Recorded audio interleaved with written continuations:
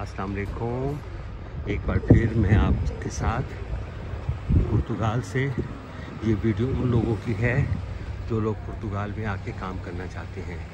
इस टाइम मैं उस जगह पे हूँ कि अगर आप आके यहाँ पे अपनी कुछ शॉप बनाना चाहते हैं और कुछ करना चाहते हैं, यहाँ पे सारे गोदाम हैं। इस जगह के ऊपर सारे गोदाम हैं।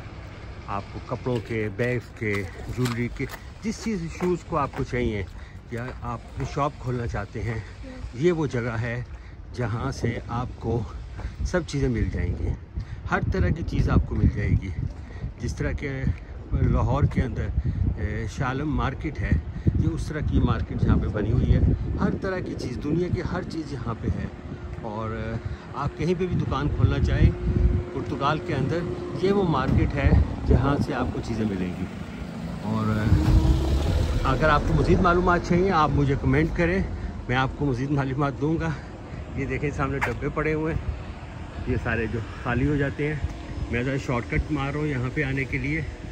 ये सारे गोदाम हैं, सैकड़ों के हिसाब से गोदाम हैं और इन गोदामों के अंदर आपको हर तरह की चीज़ मिल जाएगी। अगली वीडियो का इंतज़ार करें, चैनल को लाइक करें और शेयर करें इस वीडियो को। जो लोग दोस्त आ रहे हैं और काम करना चाहते हैं यहाँ पे आके, उनके लिए बहुत मुफीद वीडियो है। अल्लाह हाफिज़।